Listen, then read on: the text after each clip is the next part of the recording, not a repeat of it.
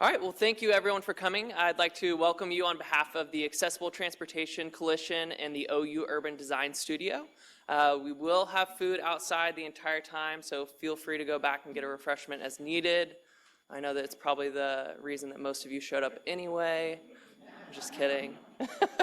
We're actually here today because it has been declared Tulsa Transportation Day by our Mayor Dewey Bartlett in accordance with Connected Tulsa. Yeah, we'll give an applause. Yeah, that's great. So with that, we would like to thank our sponsors, the Tobacco Settlement Endowment Trust, the Tulsa Health Department, Pathways to Health, Tulsa Transit, INCOG, the Center for Individuals with Physical Challenges, the Tulsa Young Professionals Urbanist Crew, and then also Katie Plohocki, who has brought food with her tonight, and it's always amazing.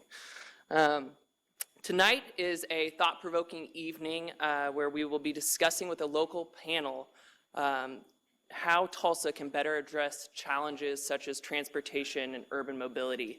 We are honored to have our guest, Gabe Klein, with us today. Gabe is an accomplished entrepreneur, author, and planner. Among his accomplishments, he joined Mayor Rahm Emanuel's administration in Chicago as the first to run the Chicago Department of Transportation in 2011. He viewed his appointment as an opportunity to make Chicago an example nationally for innovation in transportation and public space, and most importantly, a positive impact for the quality of life for the 2.6 million residents of Chicago, America's third largest city. While at CDOT, Gabe and his management team transformed the agency into a national model for innovation in transportation finance, public-private partnerships, and technology. From publishing 6 groundbreaking plans for Chicago, to not just talking about complete streets, but putting them into action, baking sustainability and livability into every project that CDOT undertakes, the soon-to-be largest bike share program in the United States, Divvy, and he has already revolutionized how Chicagoans navigate their neighborhoods. Gabe was also the director of the District Department of Transportation, appointed by Mayor Adrian M. Finty in December 2008, and serving until the end of his term in December 31st of 2010. Gabe was appointed as a next-generation game-changer for DDOT. Mayor Finty desired a forward-thinking executive with private sector experience to innovate, operate, and streamline the agency while dramatically cutting the operating budget of a $1 billion agency. Gabe attacked on all fronts and built a customer-focused agency that is being hailed as a leader nationally in technology, customer interface, and multimodal innovation, as well as innovative finance. DDOT is setting the standard for everything from parking technology to the nation's first and largest bike sharing program, Capital Bike Share. The DDOT budget was balanced for the fiscal year of 2010 to plus 67 with a $16 million overrun from the blizzards of 2010. And the independent structure of the agency allowed the flexibility to achieve this and throw off $38 million in profit for the general fund. Gabe and his team left a roadmap for the next team to come in and build upon their success. Please join me, not quite. There's more. He deserves more. We're not going to jump into it quite yet. We would like to thank him for all the initiatives that he has done for transportation all over. And also, we would like to mention that Gabe has spent time with our mayor, city councilors, the municipal planners and engineers, looking around Tulsa today and seeing what makes Tulsa a great city. He's here to shed light on his experiences and also the innovative ways that Tulsa can overcome the challenges as well as build on its strengths. Join me in welcoming Gabe Klein. Thanks. Thank you, Daniel. Good evening, everybody. I'm deciding to run this on my own laptop, and I have Microsoft PowerPoint on an Apple, and it hates it. So if it crashes, don't worry, I'll dance, I'll put it back up. No big deal. But it's great to be here, and I want to thank INCOG and the city and the university here for hosting us, and Katie for her awesome food that's kept me powered all day long without getting tired through like 3 presentations and a bunch of conversations. Good food really is hard to find. Anyway, it's really exciting to be here and to get to see all the energy in a place like Tulsa. And I've had a great, was it about 18 hours I've been here. I got into an argument with a ultra-conservative homeless man about politics. I almost got thrown out of an Uber last night talking about Donald Trump. It's been an amazing experience so far. Some really great personalities on the streets of Tulsa. But anyway, we're going to dive in because I have a lot to talk about in a short period of time and a lot of pictures to show you. And I like to say that this is a PowerPoint slide roller coaster ride. You can sit back, relax. It's supposed to be fun, like the book, if you're sort of into this type of thing. And we're going to talk about, why we're here, why you guys care about this topic, why cities are important, what's happening in cities is important. We're going to talk a bit about history. I'm going to fly through some pictures of how we got here. And we're going to talk about what's happening in cities now with rapid urbanization. We're going to talk about technology and a lot of the changes coming to cities. But first, we're going to talk about active transportation and the importance of it. And then I'm going to finish up with how I think we can get to better cities. And I'm giving you that roadmap so you sort of understand the arc of the story and where we're going as we walk through it. Sort of like an inconvenient truth of transportation. I don't want to give myself too much credit. So basically, we're here because we all want to live in a great city. We love where we live. We love Tulsa, or I love Washington. People are very passionate about their cities, and they understand that as we urbanize, we have this incredible opportunity to take this complex ecosystem and make it better, and make it safer, and make it more sustainable. Or we can make bad decisions, as we have in the past, and head in the wrong direction. It's really all up to us. And we do have these seemingly insurmountable tasks. I love this guy, David Christian. I heard him on the TED Radio Hour on NPR, and he broke it down to really simple terms. He basically says that we're here by accident. We've been on the Earth for 200,000 years. The Big Bang happened 14 billion years ago. If the asteroid hadn't hit the Earth 65 million years ago and killed the dinosaurs, it wouldn't have created what he calls the Goldilocks conditions that allow us to function. And we take for granted that we're here, but it's actually by accident. And when you look at it, in the last 115 years, we've basically undone or started to significantly undo these Goldilocks conditions that allow us to be here on the Earth, in this place that we take for granted. And yes, it's about heat and it's about sea level rise. We take for granted the water that we have. And 2/3 of the world is facing severe water shortages. This came out yesterday that it looks like we've been off by a factor of half in our sea level rise predictions that, by the way, were already pretty significant. NOAA was predicting 5.5 feet by the end of this century. And I just spoke in Miami. Actually, I did a book launch in Miami. That means South Miami's gone, completely underwater. And right now, the banks are still loaning money to build multi-million-dollar condos on the beach. And I was just there.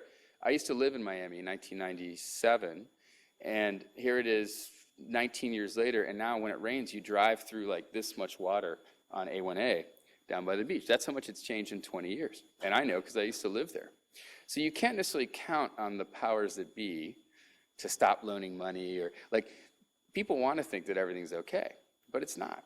It's rapidly deteriorating. Now, the bad news is, and the EPA studied this, people have a very hard time comprehending this mammoth thing bearing down on us. But they do understand the economics of it. They're starting to understand that we could be in for some real gloom and doom economically. And even in Florida, as they see, 1 inch rise per year in sea level.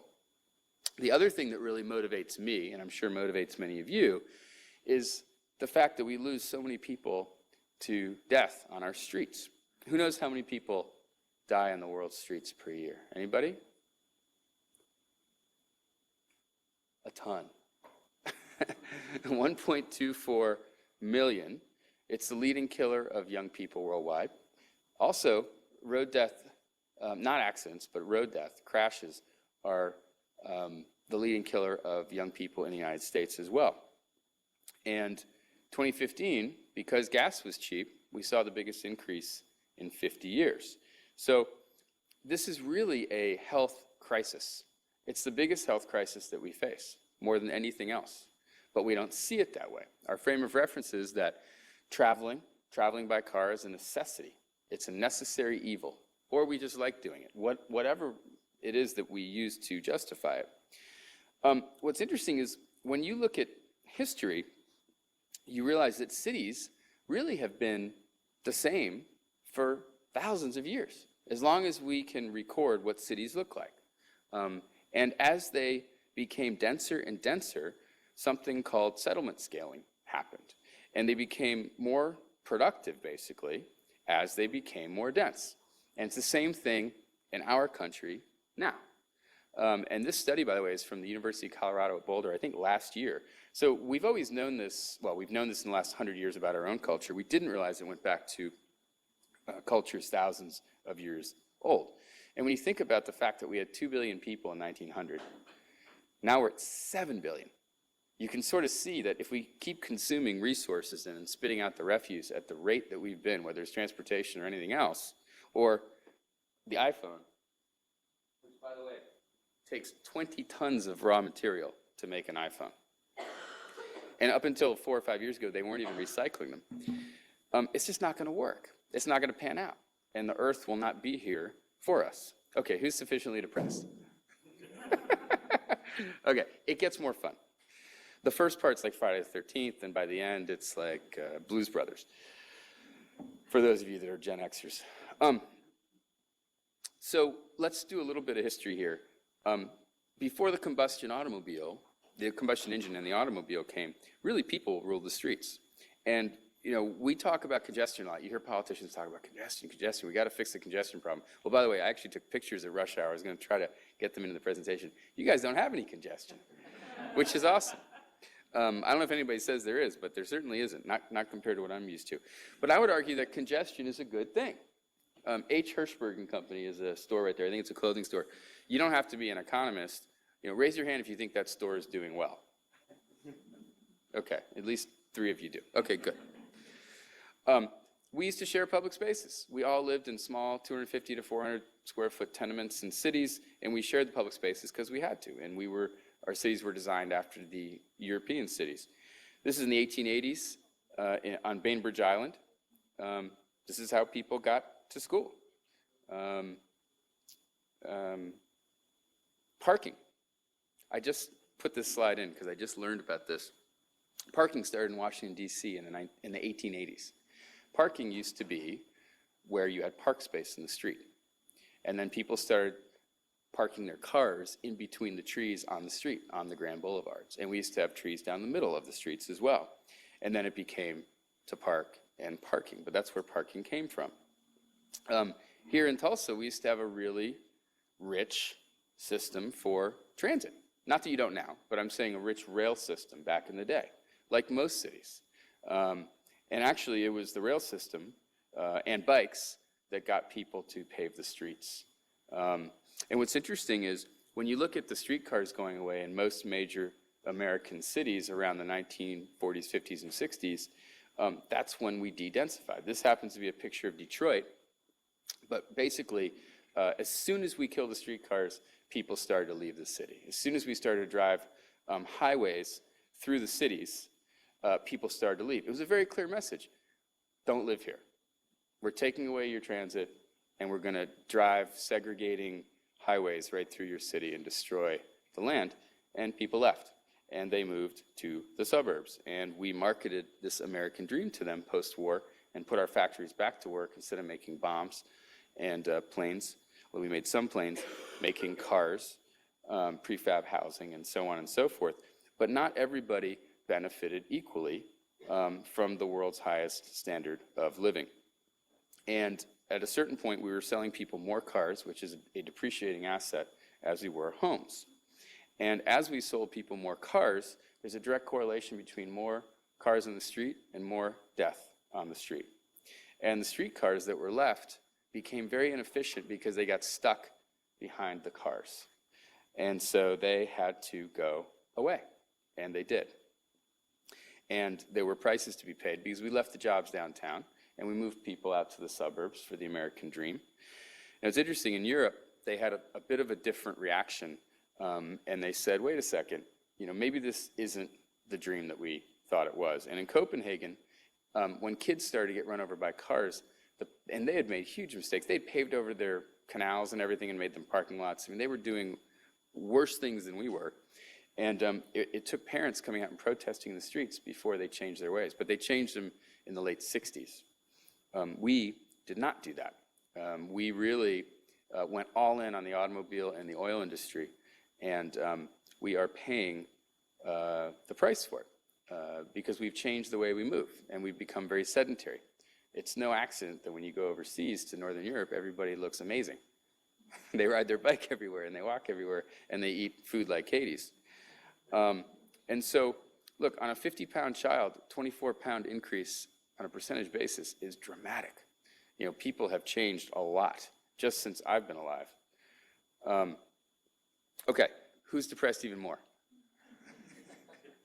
Okay, now the good stuff. We've turned the corner. Things are getting better. So what's happening now? We are urbanizing at an incredible rate. And as I was telling some folks earlier today, unfortunately, in America, we've sort of leveled off. Cities like D.C. are growing, but nowhere near the rate or the speed that they're growing in Asia. And this is Shanghai. And the time that we would take to plan a metro project, they've rebuilt an entire city. They've built an entire city and made it super dense. And they've built tram systems and subway systems, and they've built high-speed rail, not our high-speed rail, but real high-speed rail, 240-mile-per-hour high-speed rail. Because fundamentally, they understand that there's only so much space on the street. It's basically volume and throughput and geometry. Or as somebody told me on Twitter, it's volumetric, stupid. So this is pretty simple stuff. You don't really need to be an engineer or a rocket scientist. And I'm not a planner, by the way, although I'm sort of an honorary planner, or plangineer, as I like to say. I'm actually a business person. That's my background. And so the other trend that you're seeing now is that post-war dream that we got sold, and I would call it a bill of goods, but we got sold that dream. Younger people aren't buying into it anymore. And actually, empty nesters aren't either. And there's really a move towards shared consumption of a lot of things, particularly automobiles and housing. And so we're really moving from the me economy to the we economy. And people have done the math and realized that, wait a second, this car is costing me $8,000 to $9,000 a year. If I put that into housing instead, that's $100,000 more home I can afford. That's a big deal in a city where a condo went from $300,000 to $400,000 in a decade. And services like Zipcar, in partnership with the government, now services like Lyft, Uber, are making it even easier for people to operate without a car. And in Europe, and also actually in Montreal, in Canada, you see this move towards the government really supporting technology to integrate public and private options in-app and with one payment system for everything. And this is where things are going. And so we tend to think that the private sector are the only ones innovating. But without the government's leadership, the Capital Bike Share, which was the first large-scale bike share system in the US, and Divvy would not have happened because the private sector wasn't willing to take the risk on their own. So a lot of what I wrote about in the book is about real public-private partnerships. Public-private partnerships that are based on not just a solid contract, although that's essential, but also a really good working relationship, a seamless working relationship, shared incentives, shared rewards, shared failures, disincentives. So in Chicago, if Divvy doesn't make money, the private contractor doesn't make money. If the private contractor doesn't make money, the city doesn't get any revenue share. We're all in the same boat together. And now bike sharing is pretty much everywhere. And soon, Tulsa, right? We hope. The other thing that I saw in Europe was that, well, first of all, they don't really get bike share, which is sort of interesting. Like in Northern Europe, they got the most amazing infrastructure ever, but they think bike share is sort of silly. I asked one of the government people in Amsterdam, so what are you doing with bike share? He's like, bike share? Everybody here has 2.75 bikes. Why would we have bike share? And they have double-decker bike garages. Like they have the problem we have with cars with bikes. But the other thing is they all ride their bikes, so they don't go to the gym. They don't need to go to the gym, right? And we're starting to figure that out too. The other thing that we're figuring out in the US is that all that space we used to devote to streetcars that we just by default gave over to cars, and that's in every city in the United States pretty much, minus a few, we can use it for other things. It doesn't need to default. It can default back to transit, or it can become something else. In this case, this is how people used to get around in Washington. The streetcars were the primary way, over 100 miles of streetcar.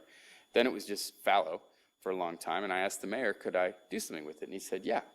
But remember, this is our Champs-Élysées, like, don't screw it up. We proceeded to totally screw it up, and I tell the story in the book, and then we fixed it. And now it's become this sort of iconic lane that people come from all over and use. And so when I got to Chicago, when we did the Bike 2020 plan, we realized that I had learned enough in government that there was a definitive way to take space back away from cars and actually increase the throughput of vehicles. Because we tend to think like it's all about speed, right? But you have a stop sign or a stoplight pretty much at every block in a city. So it's about the organized throughput of vehicles, and we have not optimized our street system very well in most cities. And so we looked at this and we said, okay, there's 12,500 cars a day going through here. There's room for 20,000 by the basic engineering standards, so people are speeding, and they were. So we had plenty of room. So we took a lane away, moved the parked cars over, made it a two-way bike facility, put sensors in the roadway for cars to trigger the signals, put sensors in the bike lanes to trigger the signals, put turn lanes in, which we didn't have before, which made the cars much more efficient in their turn movements with the signal, and we put bike signals in. And guess what? Throughput was the same or better for cars, and we used to have 31% of cyclists actually stopping at the stoplight and went to 81% overnight just by giving them their own signal. Something else we started to figure out, and people have known this that are into data for a long time, is the concept of induced demand. This is San Francisco on Market Street. It's a six-lane street with two 10-mile-per-hour car lanes. So I asked Ed, who runs SFMT, I said, Ed, why is there no rush hour traffic? He's like, because there's only two car lanes, and they have 10-mile-per-hour speed limits. And I'm like, oh, yeah, you're right. Nobody would want to drive on the street. He's like, they're all on the train or on the bus, or they're riding their bike. So it's the old, if you build it, they will come. Whatever you build, that gives people a signal that that's what they're supposed to use. And if you build big freeways, they'll drive. If you have tighter land use and you build amenities around transit and you build bike facilities, they'll ride their bikes. And that's what we've learned. And it's amazing to see how fast the change happens. In D.C., 88% of new households do not bring a car. 88%. I mean, that's pretty amazing. And this is because we've given them so many options. So let's talk about how we get where we need to go. Well, the engineering folks, the planning folks, they've got to work together, for one thing. And as agencies, we've got to stop talking to people, even though it's really important, talk about safety and mobility and throughput. It's not necessarily what people care about every day. I mean, they care about safety, but they really care about overall public health and safety, and they care about quality of life, environmental quality, clean air, economic development, which transportation fosters. And so this is what the new transportation agencies are really focusing on. And what we did in Chicago and D.C. is put together two very aggressive plans, one every 2 years, with 120 to 150 metrics that we committed to hit. So you take the long-range plan, which is all dandy, but often doesn't actually make anybody accountable for getting it done, and you break it down during the mayor's term, and you demand publicly that people get it done in your agency. And you do it publicly with all of your stakeholders so people can hold you accountable. And we did it, and we got a bunch done. It's amazing. Like, you set aggressive, audacious goals, and you make it public, and then people do it. It's really that simple. I mean, there's a lot of stuff I talk about in the book that goes into detail, but what I really learned is that this is about change management. It's about communicating well with people, getting their ideas, bringing people along with you, being creative with the funding, and then instituting a sense of urgency and knocking it out. And we did this, I did a lot more in Chicago than in D.C. because I actually understood how government worked. I do tell people that the biggest advantage I had in D.C. is I didn't know how government worked, so I was just ignorant and just did as much as possible. But I understood the levers of finance and government a lot more by the time I got to Chicago, and we were able to build some amazing things in record time. And some of them were not expensive. Some of them like this were maybe $15,000, $20,000. Some of them like this were, millions of dollars. We also allowed the private sector to activate space, because fundamentally, we learned that we got to stop designing around particular modes as much as possible. We had a ped group, a bike group, a transit group, complete streets group. We merged everybody into one group, and you're all complete streets people now, and you're all focused on making great streets and designing them around people, which seems like a pretty simple idea.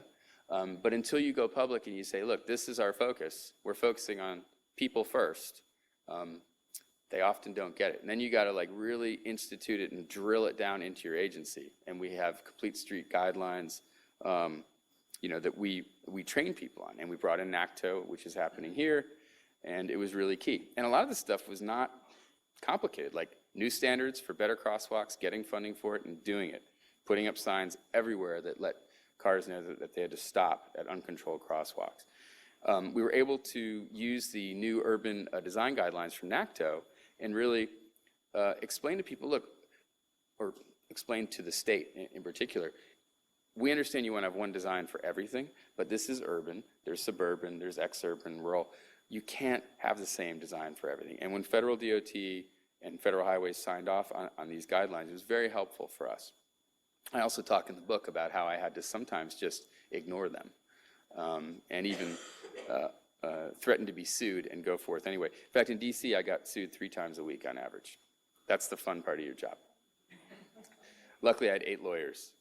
And now there's a new guy that just came out like 3 days ago from People for Bikes, and they're an amazing group. I went to Copenhagen with them and the Netherlands, and it's all about tactical urbanism and quick build. So instead of deciding, hey, over 5-10 years, we're going to put together this big plan, we're going to convince people, we're going to get a lot of money, and then we're going to hope it's perfect and that they don't criticize it. You do iterative, controlled experiments, pilot projects. And you can do them for bus, you can do them for bikes, you can do them for crosswalks and plazas. And those that say, and I've had engineers come up to me after talks and they say, yeah, but DOT won't let us. And I'm like, no, DOT will let you. They want you to do it. Maybe your local office is not on board and you need to go over their head because people have their own opinions, right? But the feds are fully on board. And it's because they've come to the realization that all this stuff, when you create a safe place for people, right, and you make their neighborhood safe and their streets safe and you give them better transportation options, guess what? Fatalities go down and business goes up. And again, you don't have to be a rocket scientist. Maybe you could be a psychologist to figure out if people feel safe and they're not going to flee, right? And the faster they're driving by your store fleeing, as we did for many years after urban renewal, they aren't going to spend money.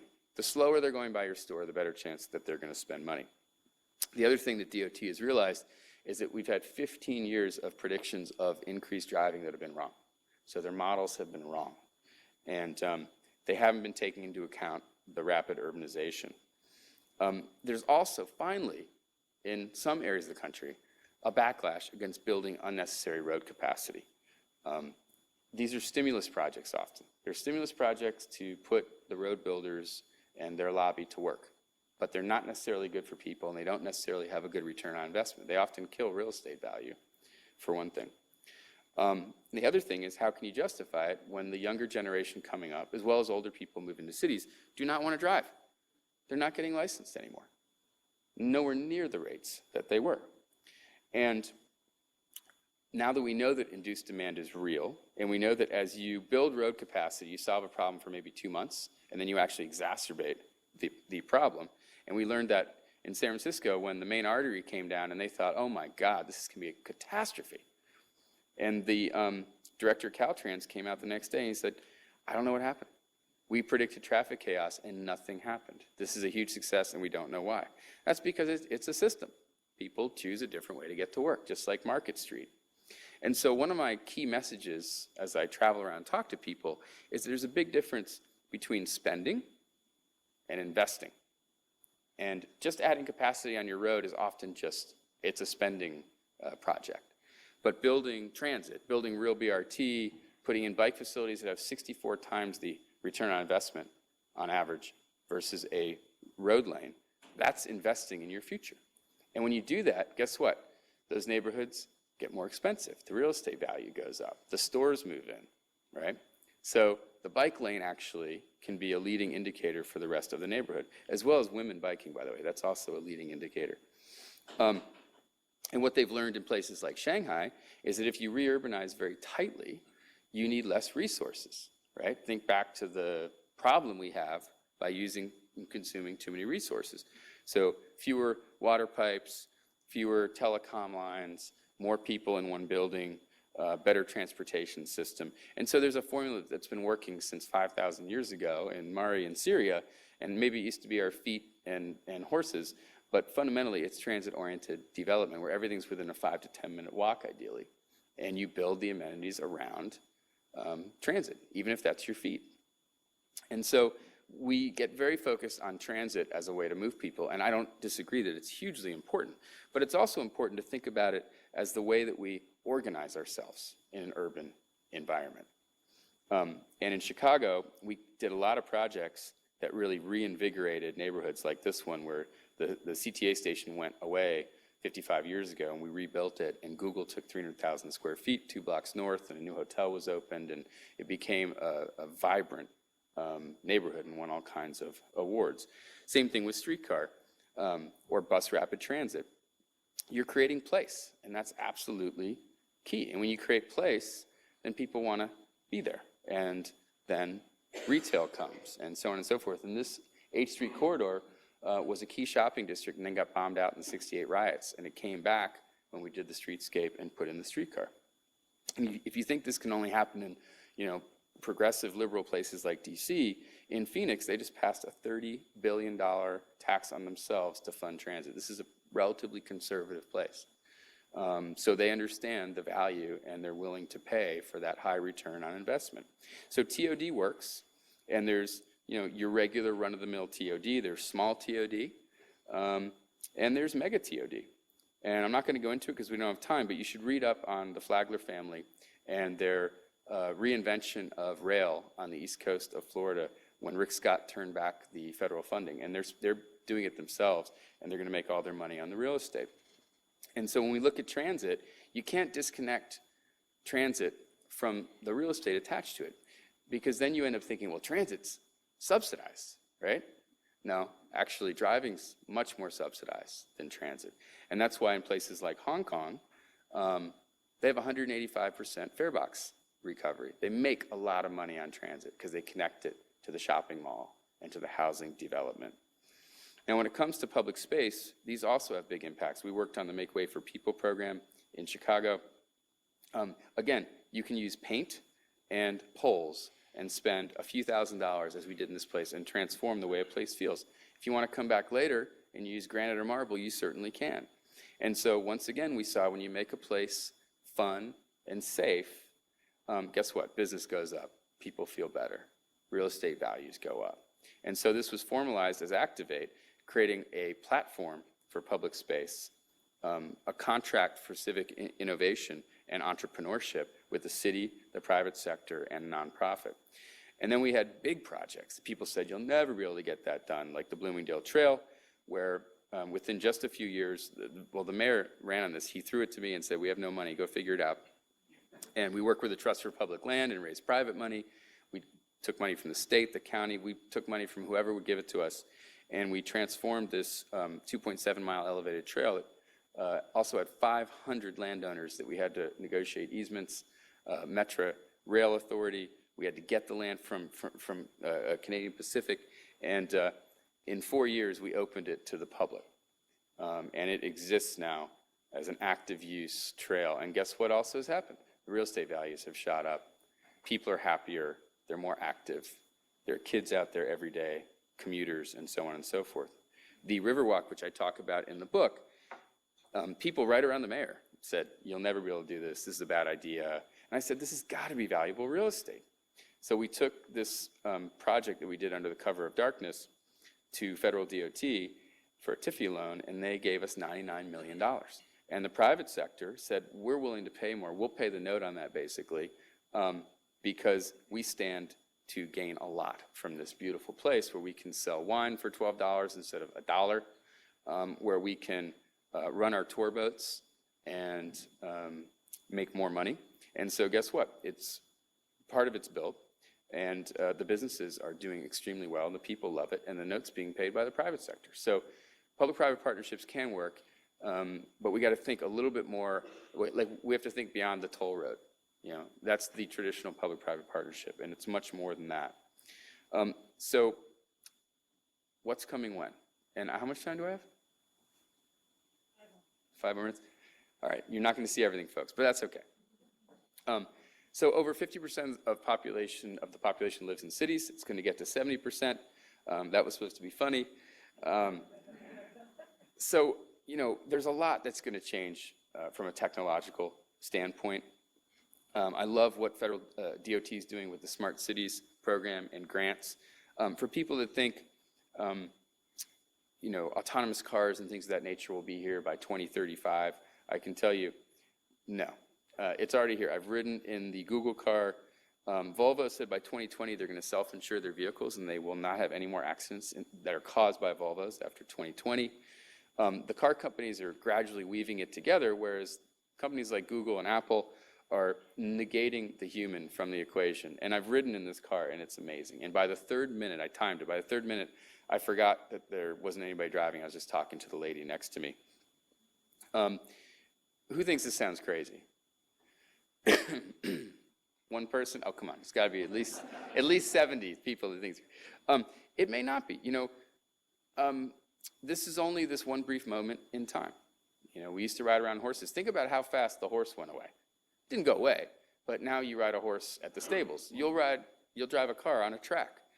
But cars will drive themselves, and they'll be connected. So that bus in the front is driving all the cars behind it. And it'll be much more efficient, and we'll need much less road capacity. So when people, like in Tampa, tell me they're going to spend $9.3 billion to add a lane onto the expressway, I'm like, why? You're going to need probably 30, 40% less space in 10 years than you have now. And there's a lot of very interesting partnerships forming. GM and Lyft, and GM just bought Cruise, which is an autonomous company. There's a lot of interesting partnerships that will help transit, that will feed transit, that I think are very interesting. And this innovation is happening fast, and it's being driven by the private sector. Tesla will have fully self-driving cars, not level 2, level 3, but level 4 in just a couple years. And people say, but why? Why is all this going to happen? Because it's going to be so impactful. Because we're talking about getting rid of those fatalities that I talked about. We're also talking about Lyft plus autonomous vehicles equals transportation as a service. So your kids will not ever drive a car. I mean, they'll never drive themselves, and they will never buy a car. And that's going to be a fundamental shift. The days of the car being owned are in the past. And when we get rid of cars that are owned by people, we get rid of parking if they're shared. And they will be in cities because the business models make so much more sense. And so when we get rid of parking, you can imagine how the streets can change so much and how we can really dedicate a lot more space to people. Here's a street in San Francisco, and Perkins and Will did a design based on some of this technology. And you can see where we can actually give more space back to people to walk and bike. And I'd like to get rid of that one parking space, but okay, we'll have that one parking space. And so, you know, I think we'll look back at this point in time from 1945 to 2020, and we'll say, that was strange. When people were driving themselves around and killing themselves at the rate of 1.25 million people per year. And what we don't quite understand is we're on the precipice of this incredible change. And it's not just cars, it's lots of other things. But when you look at cities are not ready. They're not ready. They're not even ready for Uber and Lyft still. And they're operating in every major city. And so we really need this alignment from the public and private sector to focus on the greater good, to focus on the customer and outcomes and ROI, which government's not usually good at. And we need the private sector to be more open with their data. And we need cities to not operate their departments, particularly the transportation department and the engineering department, in silos. They've got to be cohesive parts of the city. I'm going to skip a few things because we're almost out of time here.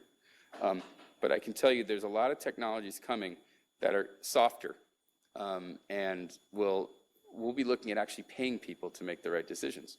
And they've done this in Bangalore, they've done it in maybe Singapore, and they've had a 10% mode shift. So it's not just about building things. I'm just going to go real quick.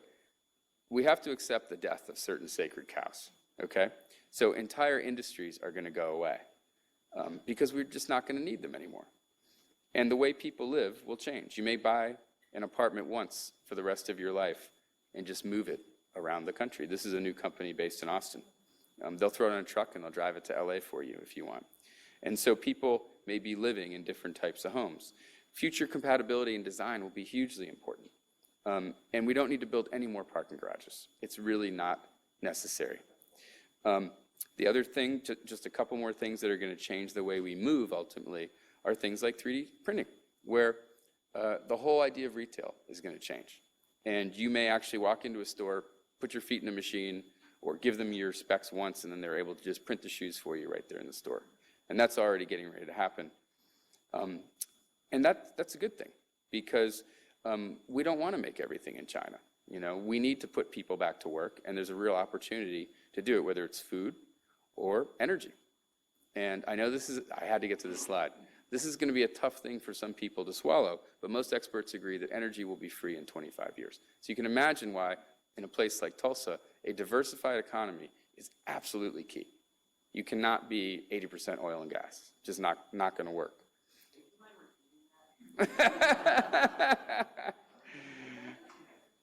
I'm going to skip this. I'm over time now? Okay. So, long story short, the way we work and the way we spend our time is going to change because of automation. And I go into this a little bit in the last chapter of the book. We're probably going to work a lot less. Who knows what the #1 job for American men is? Yes, driver. About 16 million people. All those jobs are going to go away in the next 10 to 15 years. So that's the front end. But in this report from The Economist and McKinsey, they talk about how we've been so focused on STEM learning, and the fact is that we may need more creativity in the future. They also talk about how it's not that they think work's going to change, that it's going to dissolve in the next 15 years. So I'm just going to close here. Think about where people are going to want to be if they spend, instead of 40% of their time at home, 70, 80, 90% of their time at home. Maybe they do 7 jobs, and they do each job for 2 hours a week. Things are going to change, but no matter what happens, people are going to want to live in the place on the right and work and play in the place on the right. So if you make the right investments, you'll have a competitive place. And unfortunately, that's all the time I have. Thank you so much.